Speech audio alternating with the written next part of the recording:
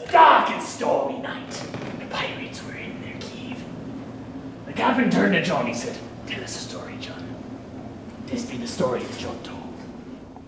It was a dark and stormy night. The pirates were in their cave. The captain turned to John. He said, "Tell us a story, John." And John said, "Fuck off." That was my friend Alec, along with my good friend Steven. I want to thank them both very, very much for their help on this video. Alec was, of course, the ninja, and Steven was the ever-important cameraman. Also want to thank you very much for watching, because without you, all the effort that goes into these videos would be for nothing. So thank you very much for watching. Do appreciate it. I want to just take some time, talk about how to make a good fight scene today, give some quick tips and pointers.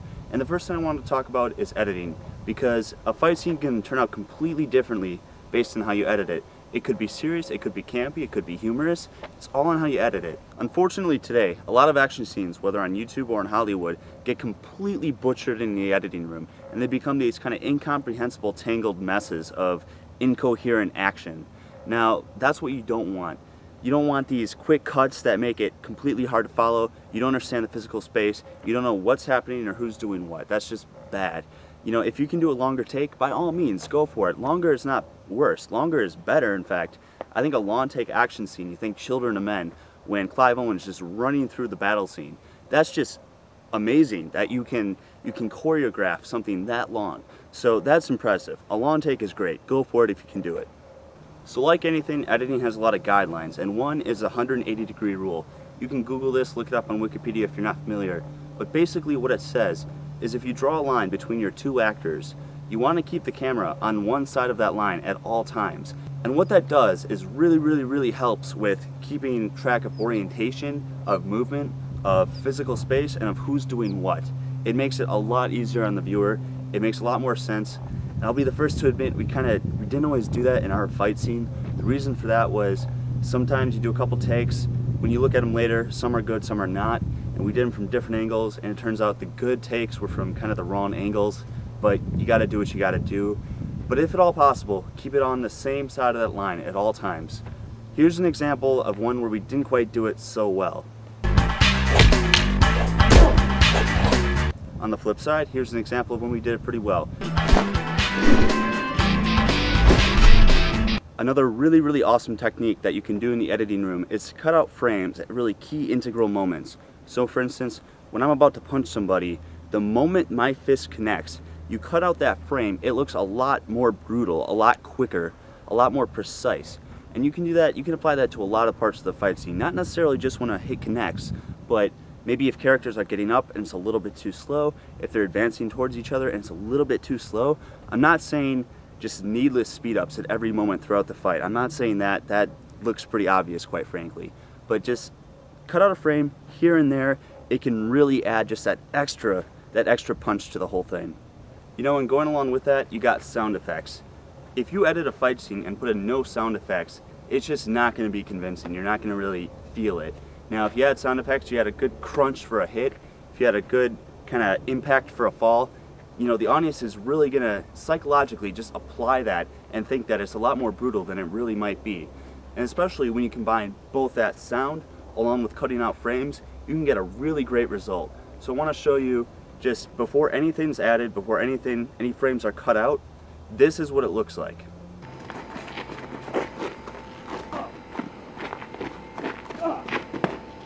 Now compare that to this, after some post-production work, after I've cut out a couple frames during the punches, during the kicks, and when I've added some sound effects, maybe a little music too.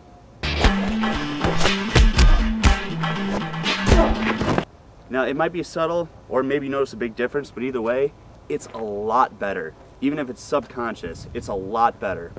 And another thing that I've always struggled with in the past, but I'd like to think I'm getting a little better, I'm working on it, and something I've seen in a lot of videos, is kind of bad sound. Whether you hear wind, or whether you hear the cameraman walking or breathing, or there's just needless bad sound, it just doesn't sound professional.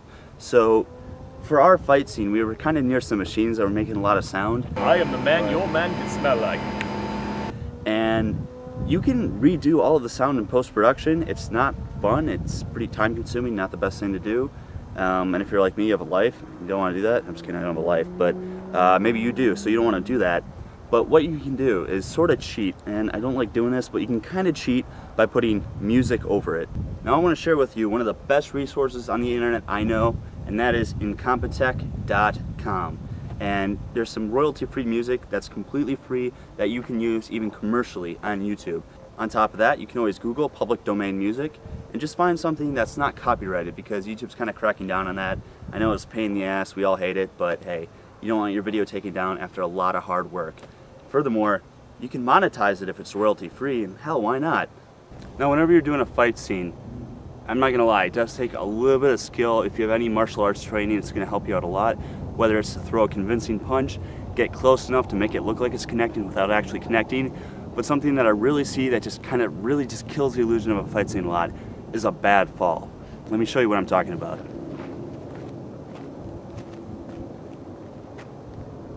Ugh.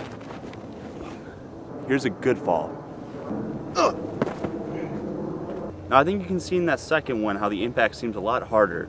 But if you notice, I'm actually landing on my knee and letting that kind of cushion my fall. So in actuality, I'm not falling as hard as I possibly could be, and that's not really the right way to do it either, because you could actually hurt yourself that way. Now, I'm not saying you won't get bruises doing this, but it's all about the fine art of falling without actually getting hurt. We did cheat a little bit. We had a mat, and what that allowed us to do were some pretty big, hard falls from pretty big heights that we couldn't normally do without actually risking serious injury. Cowabunga! Whee! If you don't have a mat, that's cool. Many years ago, I made an old movie called The Irish Piano, and in that, we actually used an old bed mattress. So that can work pretty well. This isn't specific to a fight scene, but we did have some deleted parts that we ended up not using, and that's because it just didn't flow in the movie. At one point, Alec throws this Joe staff at me, and I do an aerial over it. Now, it's kind of impractical, but it's flashy, it was cool, we thought it'd look good. But when you actually put it into the final cut, it just doesn't flow.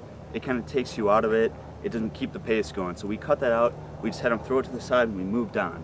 The reason that I want to share this is you'll often want to use every last little bit of footage that you filmed because, hey, you worked hard making it, I understand.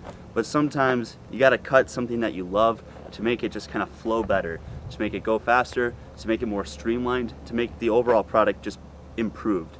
So I know it's kind of hard, it's your baby, but sometimes just cut it, it's for the best. So thanks again everybody who watched the video. Really appreciate it, because we do put a lot of effort into these things, and if nobody watches, you know, what's the point? So thank you again for watching. And as a little treat, here's a preview of an upcoming video. Ah, hell.